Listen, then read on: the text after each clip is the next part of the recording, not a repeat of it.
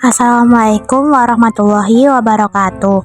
Perkenalkan, nama saya Aulia Nabila Wahda Arifin dari kelas 10-8. Di sini saya akan membahas soal-soal OSN di bidang kebumian. Satuan intensitas curah hujan adalah curah hujan merupakan ketinggian air hujan yang terkumpul dalam tempat yang datar, tidak menguap, tidak meresap, dan tidak mengalir. Sedangkan intensitas hujan adalah jumlah curah hujan yang dinyatakan dalam tinggi hujan atau volume hujan per satuan waktu. Besarnya intensitas curah hujan berbeda-beda tergantung dari lamanya curah hujan dan frekuensi kejadian. Satuan curah hujan selalu dinyatakan dalam satuan milimeter atau inci. Namun untuk di Indonesia, satuan curah hujan yang digunakan adalah dalam satuan milimeter atau yang disingkat mm. Jadi jawabannya adalah A. Soal nomor 2. Massa udara dengan notasi MP pada peta cuaca diketahui memiliki ciri dingin, lembab, dan ketika bergerak membawa banyak awan. Massa udara ini bersumber dari wilayah. Massa udara adalah volume udara yang ditentukan oleh suhu dan kandungan uap air. Massa udara menyebar sepanjang ratusan atau ribuan kilometer dan beradaptasi dengan permukaan di bawahnya. Massa udara diklasifikasikan menurut garis lintang dan garis wilayah daratan atau lautan. Massa udara yang dingin disebut dengan kutub atau arktik, sedangkan massa udara yang lebih hangat disebut tropis. Klasifikasi Bergeron adalah bentuk klasifikasi massa udara yang paling diterima secara luas. Klasifikasi massa udara menggunakan 3 huruf. Huruf pertama menggambarkan sifat kelembapannya dengan C. Digunakan untuk massa udara kontinental kering dan M untuk massa udara maritim lembab. Huruf kedua melambangkan wilayah sumber massa udara. T untuk tropis, P untuk polar, A untuk arktik atau Antartika, M untuk monsun, E untuk ekuator, dan S untuk udara superior, udara yang mengeringkan dan menghangatkan secara adiabatik yang dihasilkan oleh gerakan ke bawah yang signifikan di atmosfer. Huruf ketiga melambangkan kestabilan massa udara. K untuk massa udara lebih dingin daripada permukaan di bawahnya, dan W untuk massa udara yang lebih hangat daripada permukaan di bawahnya. Jadi notasi MP pada peta cuaca jika diketahui memiliki ciri dingin lembab, maka huruf M untuk massa udara maritim lembab. Sedangkan huruf P melambangkan wilayah sumber massa udara untuk polar. Jadi jawabannya adalah C.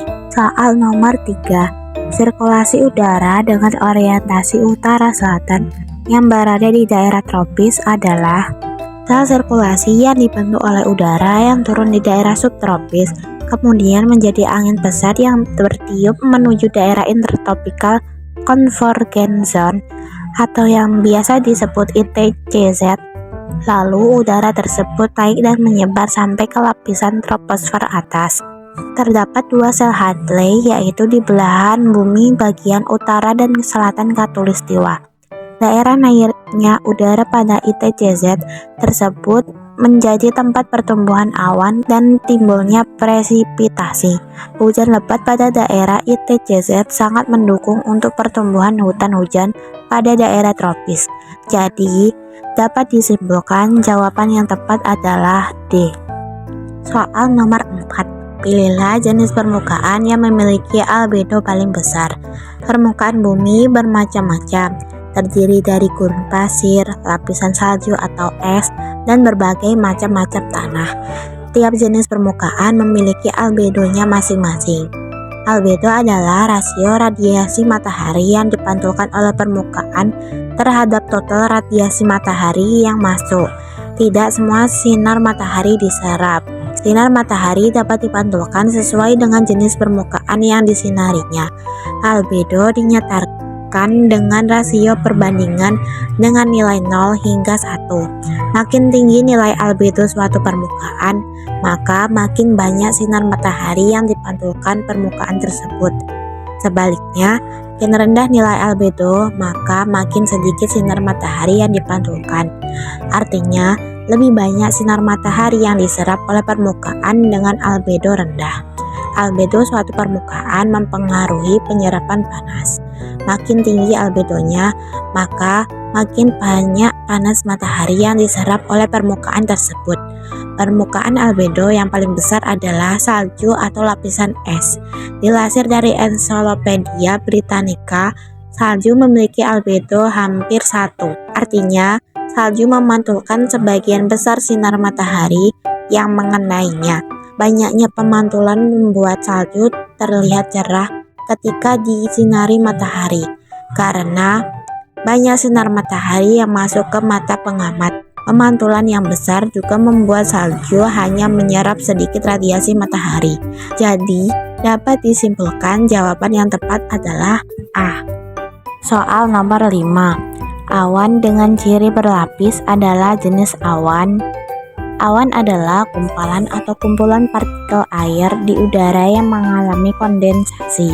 Awan dibagi menjadi 4 berdasarkan ketinggiannya, yaitu awan rendah, awan sedang, awan tinggi, dan awan yang pergerakannya secara vertikal. Awan rendah berada di ketinggian 0 sampai dengan 2 km di atas permukaan tanah. Awan rendah terbagi menjadi awan stratus, awan stratocumulus, dan awan nimbostratus. Awan stratus adalah salah satu awan rendah dengan bentuk berlapis-lapis dan dapat menyebabkan hujan gerimis. Dinamakan stratus karena berlapis-lapis yang berbentuk seperti lembaran-lembaran, sehingga bentuknya berlapis-lapis.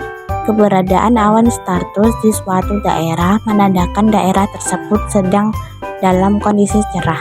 Jadi dapat disimpulkan jawabannya adalah C. Soal nomor 6. Angin geostropik adalah angin yang terbentuk akibat keseimbangan gaya-gaya. Angin adalah peristiwa bergeraknya udara karena tidak meratanya pemanasan sinar matahari di permukaan bumi. Namun, angin geostropik sedikit berbeda karena dipengaruhi pergerakan bumi. Angin geostropik ditemukan pada tahun 1857 oleh seorang ahli meteorologi asal Belanda bernama Christoph Buys-Ballot. Angin geostropik adalah salah satu sistem sirkulasi atmosfer atau udara di bumi. Angin geostropik adalah aliran fluida atau angin yang arahnya sejajar dengan garis tekanan sama akibat gradien tekanan dan keseimbangan gaya Coriolis bumi. Proses terbentuknya angin geostropik, matahari menyinari bumi secara maksimal pada khatulistiwa dan secara minimal pada kedua kutubnya. Hal tersebut menghasilkan perbedaan tekanan, di mana kutub bertekanan udara tinggi, sedangkan khatulistiwa bertekanan udara rendah. Gradien tekanan tersebut menghasilkan sirkulasi bumi dalam pola lurus yang vertikal antara khatulistiwa dan kutub utara, juga khatulistiwa dan kutub selatan. Gradien tekanan yang mempercepat tekanan udara ke utara dibelokkan ke arah timur oleh efek Coriolis. Efek Coriolis terjadi karena perputaran atau rotasi bumi. Dalam kondisi tertentu, terjadi gradien tekanan seimbang dengan gaya Coriolis. Keseimbangan gradien tekanan dan gaya Coriolis tersebut menimbulkan angin kondisi lunak yang disebut dengan angin geostropik. Jadi dapat disimpulkan jawabannya adalah A. Soal nomor 7. Persamaan hidrostatik merupakan keseimbangan antara gaya-gaya. Hidrostatik merupakan persamaan keseimbangan antara gaya-gaya gradien tekanan vertikal dan gaya gravitasi. Rumusnya adalah P besar sama dengan Rho kali G kali H. P besar merupakan tekanan hidrostatik yang memiliki satuan PA. Rho merupakan kerapatan fluida memiliki satuan kilogram per meter kubik. Gravitasi merupakan percepatan gravitasi memiliki satuan meter per sekon persegi. H merupakan tinggi kolom fluida memiliki satuan meter. Tekanan hidrostatik adalah tekanan yang diberikan pada cairan akibat gaya gravitasi. Tekanan yang diberikan oleh cairan ditentukan oleh gravitasi karena kedalaman atau ketinggian cairan dan massa jenis cairan. Gradien tekanan ketika terjadi perbedaan tekanan antara titik di kolom air, sehingga massa air bergerak dari tekanan tinggi ke tekanan rendah. Gaya gravitasi ialah dipengaruhi oleh gaya tarik ke pusat benda tersebut, sehingga dapat diartikan gaya gravitasi bumi merupakan gaya tarik menarik benda menuju pusat bumi. Jadi, dapat disimpulkan jawabannya adalah D. Soal nomor 8. Seorang pengamat meteorologi akan mengenali angin geostropik pada peta cuaca atau sinoptik. Karena angin geostropik memiliki ciri angin geostropik dihasilkan dari keseimbangan yang tepat antara gaya Coriolis dan gaya gradien tekanan. Kondisi ini disebut keseimbangan geostropik. Angin geostropik diarahkan sejajar dengan isobar, garis tekanan konstan pada ketinggian tertentu. Pada saat gaya gradien tekanan setimbang dengan gaya Coriolis, maka resultan yang terbentuk adalah vektor angin yang tegak lurus terhadap kedua gaya tersebut. Hasilnya adalah angin geostropik yang mengalir sejajar garis isobar tersebut. Jika aliran angin geostropik berada dekat permukaan bumi, maka ada gaya friksi yang masih mempengaruhi arah alirannya. Pada ketinggian di atas 2 km, friksi dapat diabaikan sehingga yang berperan hanya gradien tekanan dan gaya Coriolis saja. Jadi dapat disimpulkan jawabannya adalah B. Soal nomor 9. Daerah yang tidak mungkin terbentuk keseimbangan geostropik adalah aliran geostropik merupakan aproksimasi untuk observasi angin di atmosfer bebas, kecuali di sekitar ekuator di mana gaya Coriolis mendekati nilai 0 atau 0. Gaya Coriolis makin besar jika menuju ke lintang tempat yang lebih tinggi. Sebaliknya, gaya Coriolis makin kecil jika lintang tempat makin rendah. Di ekuator, gaya Coriolis menuju 0 sehingga tidak mungkin terbentuk keseimbangan geostropik. Jadi jawaban yang benar adalah D. Bahasan soal nomor 10.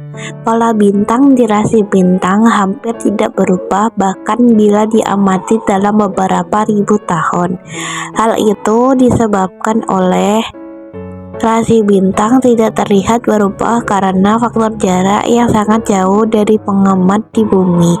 Bintang itu sebenarnya bergerak cepat dengan kecepatan ribuan kilometer per jam, tapi karena jaraknya yang bisa ribuan dan jutaan tahun cahayanya, maka terkesan nggak berubah jika dilihat dari bumi. 1 detik cahaya sama dengan 300.000 km. Coba berapa jika 2 detik cahaya, 1 jam cahaya, 1 hari cahaya, 1 minggu cahaya, 1 tahun cahaya. Ini bisa jutaan tahun cahaya. Sebuah angka yang sangat tidak bisa dibandingkan hitungan jarak di bumi. Jadi dapat disimpulkan jawabannya adalah D. Soal nomor 11. Terdapat metode geofisika yang dilakukan untuk menyelidiki penyebaran batuan di bawah permukaan berdasarkan perbedaan rapat massa batuan dari daerah sekelilingnya. Metode ini disukai untuk mempelajari kontak intrusi, batuan dasar, struktur geologi, endapan sungai purba, lubang di dalam massa batuan, dan lain-lain. Metode yang sesuai dengan ciri-ciri tersebut adalah metode gravitasi adalah salah satu metode dalam survei geofisika yang termasuk sebagai metode pasif. Metode ini memanfaatkan perbedaan nilai medan gravitasi di permukaan bumi. Perbedaan atau variasi nilai medan gravitasi tersebut kemudian dipetakan di distribusinya. Metode gravitasi ini dapat mengetahui kondisi geologi permukaan bawah tanah berdasarkan variasi medan gravitasi bumi di permukaan. Dalam bidang eksplorasi bahan galian, dari metode yang dihasilkan dapat diketahui anomali medan gravitasi yang bisa mengindikasikan adanya suatu akumulasi mineral tertentu atau barang tambang yang ekonomis. Selain itu, metode ini dapat juga digunakan untuk mendeteksi adanya struktur geologi, batuan dasar, kontak intrusi, batuan beku atau magma, rongga dalam massa batuan, endapan sungai purba, logam terpendam, dan lain-lain. Metode ini memiliki sensitivitas tinggi terhadap perubahan vertikal. Soal di atas menyebutkan bahwa metode ini disukai untuk mempelajari kontak intrusi, batuan dasar, struktur geologi, endapan sungai purba, lubang di dalam massa batuan, dan lain-lain. Sehingga dapat disimpulkan jawabannya adalah B. Soal nomor 12. Pada gambar di samping, bagian yang ditujukan oleh angka 1 adalah gambar nomor 1 itu adalah gambar lapolit. Jadi jawaban yang paling benar adalah D. Soal nomor 13. Kala yang memiliki rentang waktu sekitar 25 sampai 5 juta tahun yang lalu serta ditandai dengan munculnya homonoid pertama adalah skala geologi bumi dibagi menjadi zaman Arkaikum, Proterozoikum, Paleozoikum, Mesozoikum, dan Kenozoikum. Homonoid itu bahasa lain dari kera dan makhluk ini muncul pertama kali di kala Miosen. Kala Miosen masuk dalam zaman Kenozoikum. Masa Miosen terjadi antara 23,5 tahun sampai 5,2 tahun yang lalu. Saat itu dicirikan oleh padang rumput yang meluas. Karena itu, mamalia pemakan rumputnya juga berkembang pesat. Kala ini dicirikan dengan munculnya homonoid prokonsul, domba, lembu, hingga monyet. Jadi, dapat disimpulkan jawaban yang benar adalah C. Soal nomor 14. Samudra yang pernah ada di antara benua Gondwana dan Laurasia pada masa Mesozoikum disebut sebagai samudra. Teori dua benua Laurasia dan Gondwana dikemukakan oleh Edward Jones pada tahun 1884. Teori ini menyebutkan bahwa bumi ini pada awalnya terdiri atas dua benua yang sangat besar, yaitu Laurasia di bagian kutub utara dan Gondwana pada bagian kutub selatan. Kedua benua ini terus mengalami pergerakan ke arah ekuator bumi, hingga pada akhirnya terpecah menjadi beberapa benua yang lebih kecil. Samudra Tetes adalah samudra yang pernah ada di antara benua Gondwana dan Laurasia pada masa Mesozoikum sebelum pembentukan Samudra Hindia dan Atlantik pada periode Kapur. Samudra ini juga disebut dengan Low Tetes atau Neo Tetes. Sekitar 250 juta tahun yang lalu pada masa Trias, samudra baru mulai terbentuk di ujung selatan Samudra Paleotits. Sebuah patahan terbentuk di sepanjang landas benua Pangaea Selatan Gondwana. Dalam waktu sekitar 60 juta tahun, kepingan landas tersebut yang disebut Cimmeria bergerak ke utara dan mendorong dasar Samudra Paleotitis di sebelah selatan ujung timur Pangaea Utara, Laurasia. Samudra Tetes terbentuk di antara Cimmeria dan Gondwana. Jadi dapat disimpulkan jawaban yang benar adalah B. Soal nomor 15. Dalam ilmu geologi terdapat hukum-hukum dasar terkait fenomena alam. Salah satunya menjelaskan bahwa dalam kondisi belum terdeformasi, lapisan batuan bagian bawah memiliki umur lebih tua daripada lapisan batuan bagian atas. Pernyataan tersebut adalah bunyi dari di dalam geologi itu dikenal beberapa hukum dasar terkait struktur batuan. Nicholas Steno yang pertama kali memperkenalkan hukum-hukum geologi, yaitu hukum superposisi. Jika ditemukan suatu urutan perlapisan batuan, maka lapisan batuan yang terletak di bawah umurnya relatif lebih tua dibanding lapisan di atasnya selama lapisan batuan tersebut belum mengalami deformasi atau masih dalam keadaan normal. alias belum mengalami gangguan. Kedua, hukum horizonalitas. Lapisan-lapisan sedimen diendapkan mendekati horizontal dan pada dasarnya sejajar dengan bidang permukaan, di mana lapisan-lapisan sedimen tersebut diendapkan.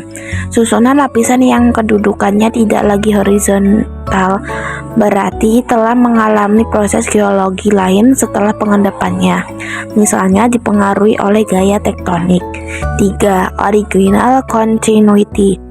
Lapisan sedimen diendapkan secara menerus dan bersinambungan sampai batas cekungan sedimentasinya. Lapisan sedimen tidak mungkin terpotong secara tiba-tiba dan berubah menjadi batuan lain dalam keadaan normal.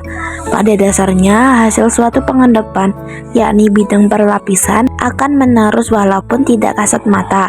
Keadaan ketidakmenerusan bisa disebabkan telah ketidakselarasan dan gaya tektonik. 4. Cross-cutting. Apabila terdapat suatu stratigrafi batuan di mana salah satu dari lapisan tersebut memotong lapisan yang lain, maka satuan batuan yang memotong umurnya relatif lebih muda daripada satuan batuan yang dipotongnya. Jadi dapat disimpulkan jawaban yang benar adalah B. Soal nomor 16. Berikut merupakan ciri-ciri yang umum terdapat pada bentang alam struktural, kecuali beberapa kenampakan pada peta topografi yang dapat digunakan dalam penafsiran bentang alam struktural adalah: 1. Pola aliran sungai. Variasi pola pengaliran biasanya dipengaruhi oleh variasi struktur geologi dan litologi pada daerah tersebut. 2. Kelurusan-kelurusan dari punggungan puncak bukit, lembah, lereng, dan lain-lain. 3. Bentuk-bentuk bukit, lembah, air terjun, dan lain-lain. 4. Perubahan arah aliran sungai, misalnya secara tiba-tiba, kemungkinan dikontrol oleh struktur kekar, sesar, atau lipatan. Jadi dapat disimpulkan jawaban yang benar adalah E. Soal nomor 17.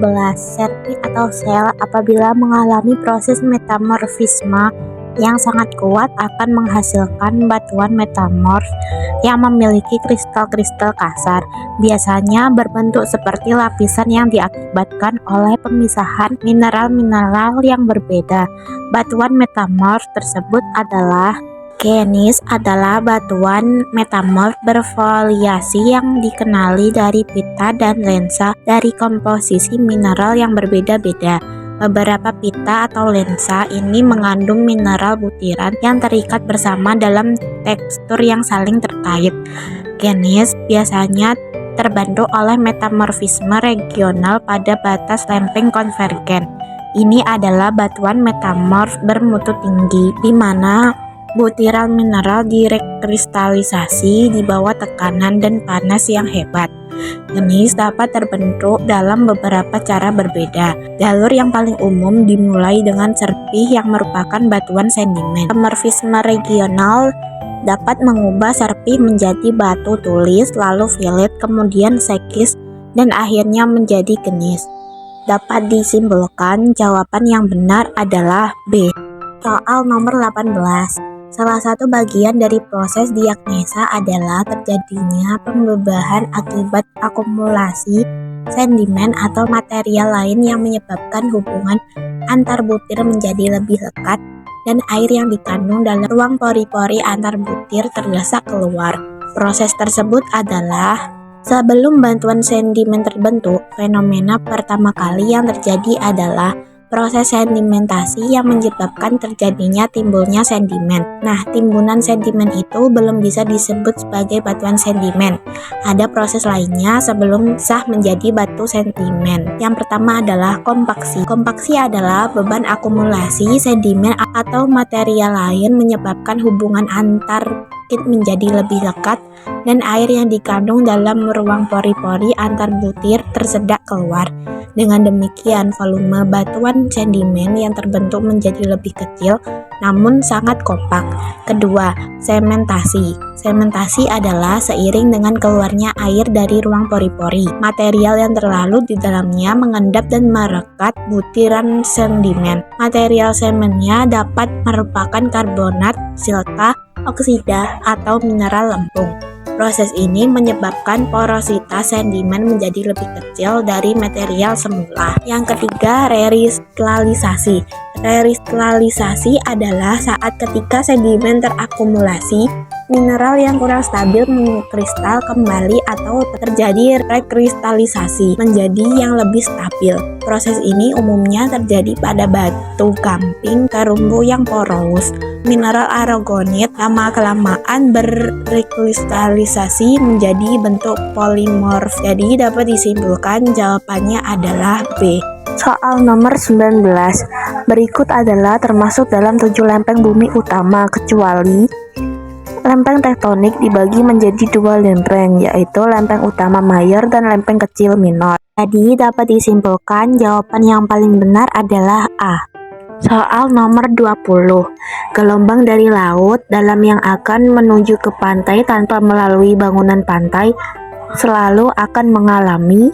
Gelombang yang merambat menuju tepi pantai akan mengalami beberapa proses perubahan ketinggian gelombang sebagai akibat dari proses pendangkalan, refraksi, difraksi, atau proses refleksi sebelum akhirnya gelombang tersebut menjadi pecah. Jika suatu muka barisan gelombang datang membentuk sudut miring terhadap tepi pantai yang mempunyai kemiringan dasar landai dengan kontur-kontur kedalaman sejajar dengan pantai, maka muka gelombang akan berubah arah dan cenderung menjadi sejajar dengan garis pantai atau mengalami proses pembiasaan refraksi. Selanjutnya, arah perambatan berangsur-angsur berubah dengan berkurangnya kedalaman sehingga dapat diamati bahwa muka gelombang cenderung sejajar dengan kedalaman. Jadi dapat disimpulkan jawaban yang benar adalah D. Soal nomor 21. Viskositas air laut sangat tergantung pada faktor-faktor sebagai berikut. Viskositas dapat dianggap sebagai gerakan di dalam internal suatu fluida. Jika sebuah benda terbentuk bola dijatuhkan ke dalam fluida kental, misalnya kelereng dijatuhkan ke dalam kolam renang yang airnya cukup dalam, nampak mula-mula kelereng bergerak dipercepat.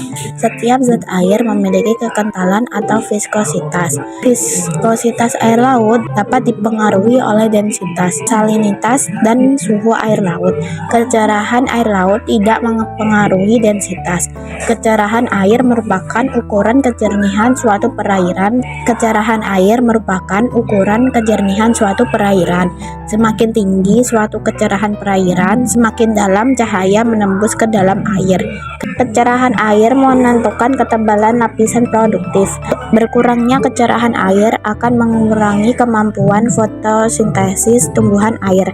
Selain itu, dapat pula mempengaruhi kegiatan fisiologi biota air. Dalam hal ini, bahan-bahan ke dalam suatu perairan, terutama yang berupa suspensi, dapat mengurangi kecerahan air.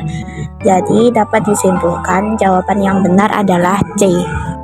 Soal nomor 22. Gaya sentrifugal paling besar di permukaan bumi ada di rotasi bumi menghasilkan gaya sentrifugal salah satunya. Gaya sentrifugal adalah suatu gerak melingkar menjauhi pusat putaran. Semakin besar jari-jari benda, semakin besar pula gaya sentrifugal. Gaya sentrifugal ini mengakibatkan bumi tepat pada bagian kutub. Garis tengah bumi di kutub lebih kecil dibanding garis tengah bumi di khatulistiwa. Di khatulistiwa, gaya sentrifugal ini paling besar. Sementara semakin menjauhi khatulistiwa, gaya sentrifugal semakin mengecil. Jadi dapat disimpulkan jawaban yang paling benar adalah B. Soal nomor 23. Di belahan bumi selatan, gaya Coriolis membelokkan angin ke arah. Gaya Coriolis yaitu gaya yang membelokkan arah arus yang berasal dari tenaga rotasi bumi. Pembelokan itu akan mengarah ke kanan di belahan bumi utara dan mengarah ke kiri di belahan bumi selatan. Gaya ini mengakibatkan adanya aliran gaya yang searah jarum jam ke kanan pada belahan bumi utara dan berlawanan dengan arah jarum jam di belahan bumi selatan. Jika tidak ada gaya Coriolis, maka angin akan bergerak lurus dari kutub ke ekuator dan tidak akan terbentuk sistem angin yang kompleks seperti sekarang. Jadi dapat disimpulkan jawaban yang benar adalah C. Soal nomor 24. Perbandingan ukuran antara butir awan dan inti kondensasi adalah